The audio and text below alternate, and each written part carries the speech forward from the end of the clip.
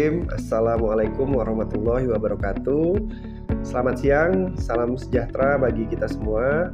Perkenalkan, nama saya Ahmad Nur Budi Utama. Saya merupakan dosen pada program studi manajemen Fakultas Ekonomi dan Bisnis Universitas Jambi. Bidang ilmu saya manajemen.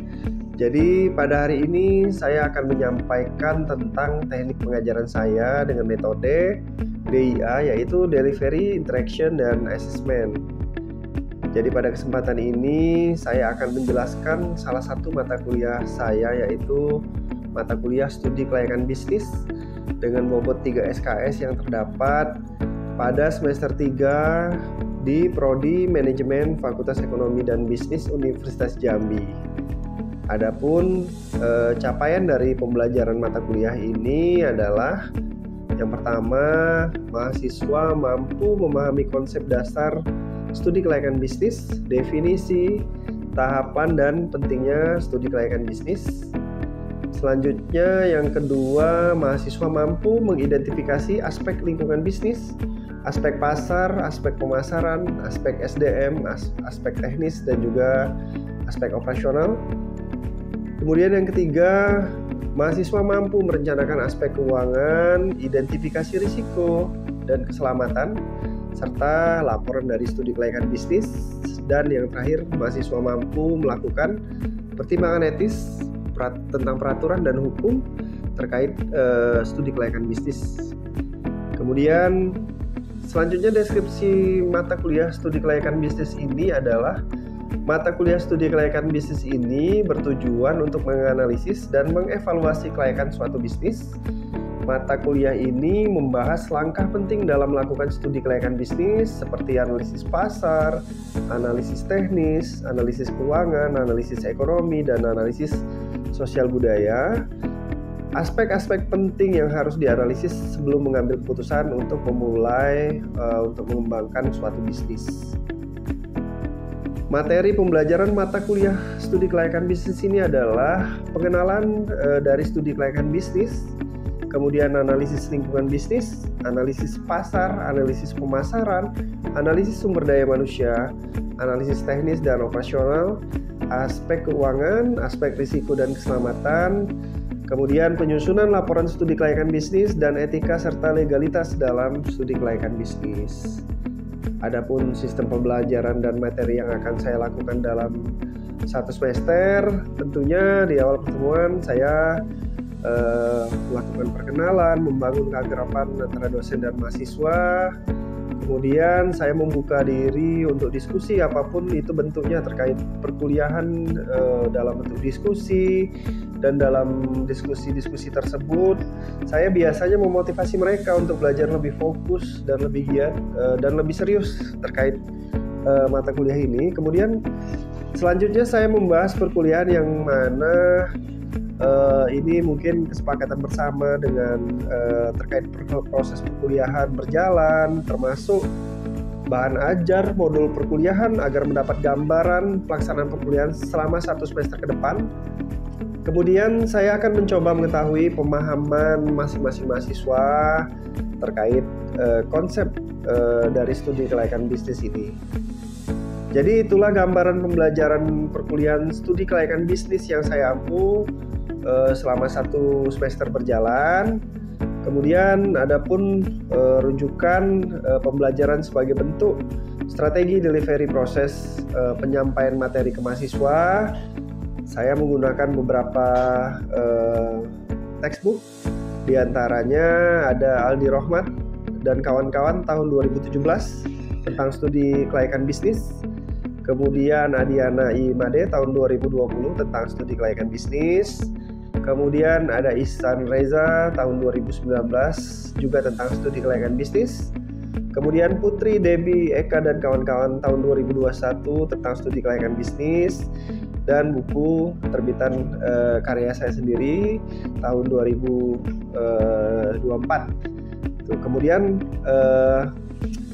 media online juga digunakan untuk mencari topik atau case-case yang menarik untuk dijadikan bahan diskusi terkait perkuliahan Jadi biasanya di awal pertemuan itu dilakukan review pembelajaran yang mana fungsinya untuk mengingat kembali materi-materi pembelajaran sebelumnya dan akan disambungkan ke materi-materi yang akan dipelajari yang akan datang. Nah, selanjutnya dalam perkuliahan saya juga menjalankan beberapa komunikasi yang saya gunakan, mungkin bisa jadi grup WhatsApp, Zoom meeting, Google Meet. Jadi beberapa saluran digunakan untuk berinteraksi langsung dengan mahasiswa dalam menjelaskan materi-materi pembelajaran. Kemudian selain itu terkadang juga media Zoom itu digunakan untuk berdiskusi langsung terkait keaktifan mahasiswa dalam menyikapi topik-topik perkuliahan di akhir perkuliahan. Kemudian saya menggunakan LMS, Learning Management System Universitas Jambi, yang bisa diakses secara langsung oleh mahasiswa sebagai wujud tindak lanjut setiap pertemuan. Memuat bahan pembelajaran, video pembelajaran, forum diskusi, absensi, dan tugas ataupun kuis di setiap pertemuan perkuliahan. Kemudian untuk strategi kedua adalah project based method atau kolaborasi learning dengan memberikan project case secara berkolaborasi, kemudian pemberian quiz yang dapat didiskusikan agar mahasiswa lebih semangat dan semakin termotivasi dalam mempelajari materi pembelajaran studi kelayakan bisnis. Kemudian saya menjelaskan bobot penilaian dari mata kuliah ini bisa diakses langsung mahasiswa di RPS di Siakat Universitas Jambi, yaitu untuk penilaian ujian akhir semester 25%, kemudian ujian tengah semester 20%, kemudian tugas 5%, kuis 5%, kehadiran 10%, dan keaktifan mahasiswa 10%, serta proyeknya 25%. Baik, selanjutnya saya akan menampilkan proses pengajaran yang saya lakukan pada mata kuliah studi kelayakan bisnis ini. Selamat menyaksikan dan terima kasih. Assalamualaikum warahmatullahi wabarakatuh. Baik, bismillahirrahmanirrahim. Assalamualaikum warahmatullahi wabarakatuh. Oke, selamat siang semuanya ya. Apa kabarnya nih? Oke, sudah pada kenal sama saya pertemuan pertama nih? Sudah kan ya? Oke, perkenalkan ya, saya Ahmad Nurbudi Utama. Jadi saya dosen pengampu untuk mata kuliah studi kelayakan bisnis pada pertemuan hari ini. Jadi ini kan pertemuan pertama ya. Jadi sifatnya kita pengenalan mengenai bisnis dari sisi studi kelayakannya gitu ya. Kan sudah pada sering kan dengar kata-kata bisnis kan? Apalagi anak manajemen kan, pasti manajemen, bisnis tujuannya gitu ya. Oke, untuk pertemuan pertama ini saya akan menjelaskan tujuan pembelajaran kita nih. Kenapa kita harus mempelajari studi kelayakan bisnis gitu ya. Nah, untuk rencana pembelajaran RPS-nya kan bisa kalian buka ya semuanya kan, sudah bisa ya kalian buka di Siakat masing-masing. Jadi secara singkat saja tujuan pembelajaran kita yang yaitu adalah mahasiswa tuh nanti harus mampu menjelaskan definisi, tahapan, dan pentingnya studi kelayakan bisnis gitu ya. Nah, kalau indikator detailnya ya memahami pengertian tujuan studi kelayakan bisnis, itu yang pertama ya. Yang kedua, kita harus mampu menjelaskan aspek-aspek dari studi kelayakan. Kemudian yang ketiga, mahasiswa harus menjelaskan tahapan analisa studi kelayakan. Nah, yang keempat, menjelaskan kriteria penilaian studi kelayakan. Oke, nah jadi di pertemuan kita ini nanti sampai 16 pertemuan ke depan, nah kita ada patokan daftar pustakanya, buku yang kita gunakan. Jadi ada di sini saya hanya ada 4 buku, tapi nanti mahasiswa kalau ada buku lain boleh juga menggunakan, tidak ada masalah gitu ya. Untuk memperkaya hasanah keilmuan studi kelayakan. Yang pertama dari buku Aldi Rohmat, studi kelayakan bisnis semua tuh 2017, Adiana, Ihsan, Putri 2021 tentang studi kelayakan bisnis ya. Nanti kalau ada buku-buku lain silakan, tidak ada masalah ya. Oke, sampai ini jelas, cukup jelas ya. Oke, baik, kita langsung saja. Nah ini mulai studi kelayakan bisnis itu apa sih? Jadi dia itu adalah semacam evaluasi gitu ya tentang bisnis secara komprehensif terhadap potensi suatu usaha. Jadi analisis ini mencakup berbagai aspek untuk memastikan stabilitas. Jadi di sini para mahasiswa sudah ada yang coba memulai suatu bisnis belum? Kira-kira? Oke, tapi sudah pernah dengar kan tentang kelayakan bisnis ya? Ya, apalagi anak manajemen kan. Jadi kalau memulai usaha tuh apa sih? Kita harus tahu adanya studi kelayakan bisnis. Jadi di proses studi kelayakan bisnis ini mencakup pengumpulan data ya, melibatkan pengumpulan data, analisis mendalam, penilaian objektif untuk mengukur kemungkinan kesuksesan usaha di pasar yang kompetitif ya. Jadi dia itu kan pengertiannya. Nah, kalau tujuannya tuh secara garis besar kira-kira ada 3, yaitu menilai kelayakan bisnis. Kemudian kalau berbisnis kita kan ada risiko kan semuanya ya. Ada risiko, kemudian kita memaksimalkan peluang gitu ya. Oke. Sampai di sini bisa dipahami? Nah, kita kan di mata kuliah sebelumnya kan sudah melakukan perkenalan gitu ya. Nah, nanti untuk absensi silahkan saja di absen di siakat masing-masing ya. Nanti saya kasih barcode ya. Oke. Kemudian saya lanjut dulu ya. Oke, jadi kalau tujuan umumnya kan yang 3 tadi. Tapi kalau tujuan secara khusus menyeluruh tentang studi kelayakan bisnis itu adalah sebagai dasar pengambilan keputusan. Kemudian kelayakan operasional. Oke. Yang ketiga kelayakan finansial, teknis dan kelayakan pasar. Jadi kita itu menguji kelayakan yang ada. Bagaimana kita nantinya bisnis yang kita tuju itu dipastikan layak A, B, C, D, baru kita bisa jalan gitu ya. Layak A, B, C, D, baru kita bisa jalan. Saya lanjut dulu ya. Kemudian ya kita juga harus tahu lah manfaatnya kan. Jadi tadi tujuan umum, tujuan khusus, sekarang manfaat. Manfaatnya kira-kira kita bisa mengidentifikasi resiko tadi, adanya peluang, ancaman, kemudian kita bisa mengoptimalisasi sumber daya, kemudian kita mengetahui landasan pendanaan yang ada ya, landasan pendanaan yang ada. Oke, sampai di sini yang ada yang mau bertanya, silakan. Alvin, silakan. Ya. Pertanyaan Pak. Silakan. Kiranya apa dampak atau akibat apabila dalam pendirian sebuah bisnis itu sebelumnya tidak melakukan studi kelayakan bisnis? Oke, makasih ya, Alvin ya. Oke, jadi pertanyaan dari Alvin ini, bagaimana kalau kita memulai bisnis itu tidak dengan studi kelayakan bisnis gitu ya, ya Alvin ya? Oke. Sebenarnya kan bisnis itu kan seperti air yang mengalir ya. Kadang-kadang kita sudah punya bisnis tapi secara tanpa sadar kita sebenarnya sudah mengerjakan studi kelayakan gitu kan. Nah, cuman kalau di manajemen ini kan, mulai dari perencanaan gitu ya, pengorganisasian, actuating, mengaktualisasikan sama controlling gitu ya.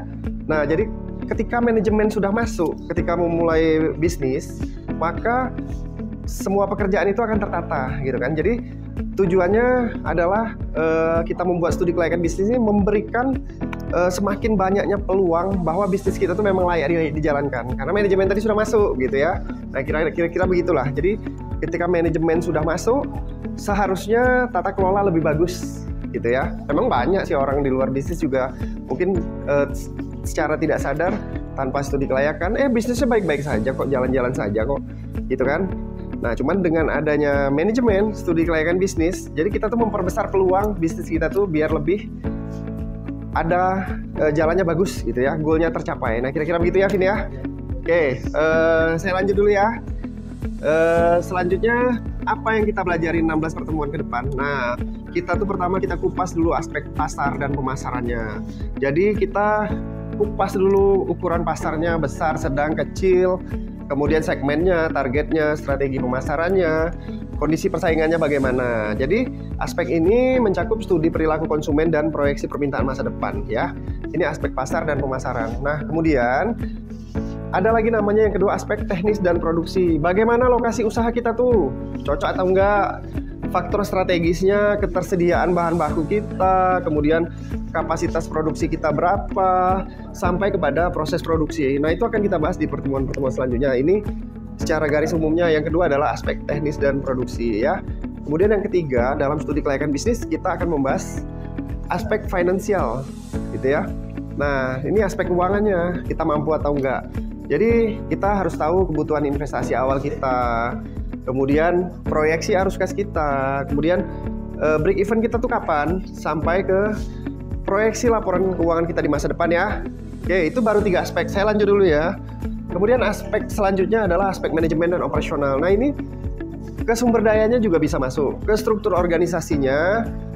Kemudian kita jabarkan tugas dan tanggung jawab masing-masing tuh. Misalnya tuh siapa namanya? Adinda ya. Adinda misalnya mau buat usaha.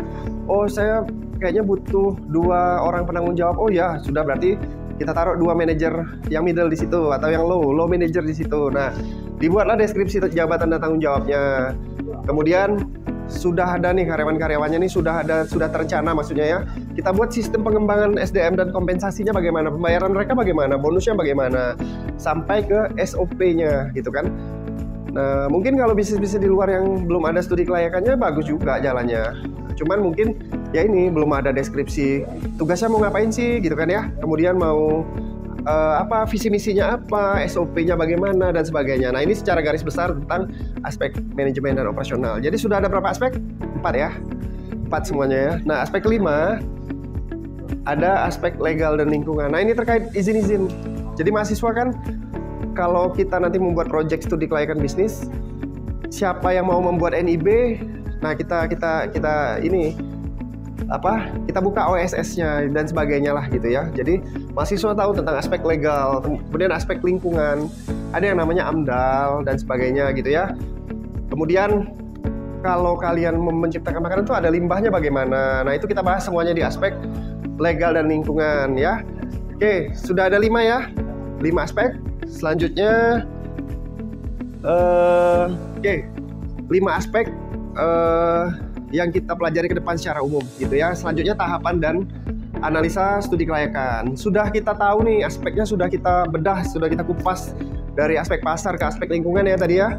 Nah kemudian kita membuat tahapan. Yang pertama kita identifikasi peluangnya. Kemudian yang kedua kita analisis multi aspeknya, yaitu kan yang tadi tuh aspek-aspek yang tadi. Kemudian kita kumpulkan data dan kita buat evaluasi ya, sama dengan kerjaan manajemen ya. Manajemennya kan planning, organizing, actuating, controlling tadi gitu kan, sampai kepada evaluasi. Oke, sampai di sini ada pertanyaan? Silakan. Oh iya, siapa namanya? Bella. Oke, Bella silakan, Bella. Bagaimana survei pasar yang baik untuk survei pasar yang Oke. baik studi kelayakan bisnis? Oh, oke. Dari teman kalian Bella kan bertanya nih, gimana sih? Tadi ada kita nyebut-nyebut pasar. Gimana kita masuk ke pasar itu ya? Surveinya, cara surveinya ya. Nah, cara surveinya sebentar ya. Oke, kebetulan nih. Jadi survei pasarnya itu kalau kita mau resmi-resmi itu ya pakai kalau kuesioner terlalu resmi lah ya gitu ya. Tapi boleh juga. Nah, mungkin kita masuk ke pasar tuh. Kalau kita mau berbisnis sesuatu, nah kita wawancara konsumennya tuh.